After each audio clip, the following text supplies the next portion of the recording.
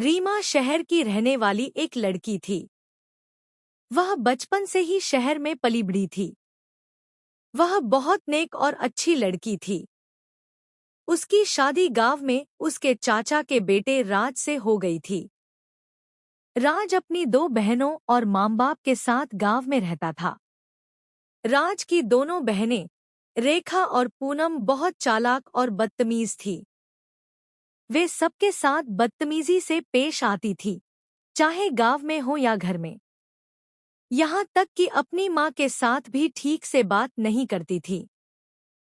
लेकिन वे अपने भाई की लाडली थी, इसलिए राज भी उन्हें कुछ नहीं कहता था और उनके पिता भी चुप रहते थे। उनकी माँ उनकी हरकतों से बहुत परेशान थी।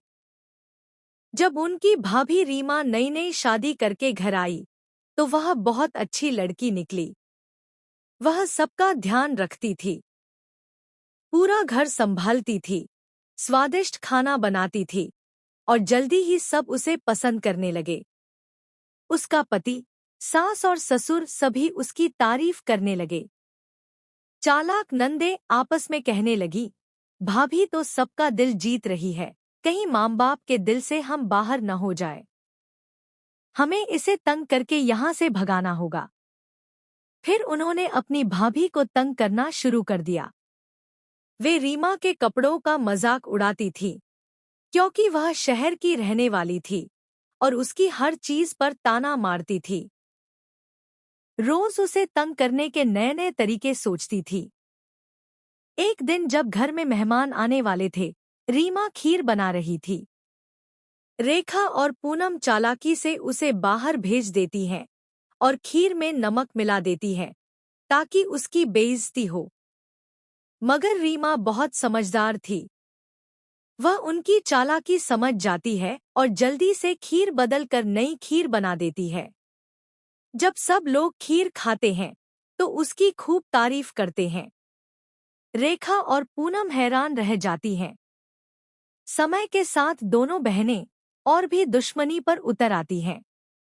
बेचारी रीमा तंग आकर अपने पति से शिकायत करती है, मगर उसका पति उसकी कोई बात नहीं सुनता। फिर रीमा रो रो कर अपनी सास से शिकायत करती है। उसकी सास कहती है, अब इन दोनों को सबक सिखाना होगा। फिर रीमा भी वही करने लगती है, जो वे उसके साथ करती थी। कभी उनके खाने में नमक ज्यादा डाल देती, तो कभी चीनी ज्यादा कर देती।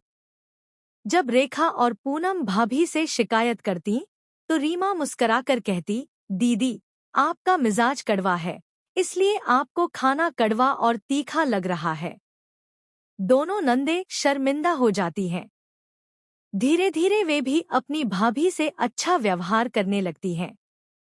अब रीमा और उसकी नंदे आपस में अच्छे से रहने लगती हैं। वे एक दूसरे की मदद करती हैं और घर के कामों में साथ देती हैं। रीमा की सास भी खुश हो जाती है कि अब घर में शांति है। रीमा और उसका पति भी खुश रहते हैं और उनकी जिंदगी सुखमय हो जाती है।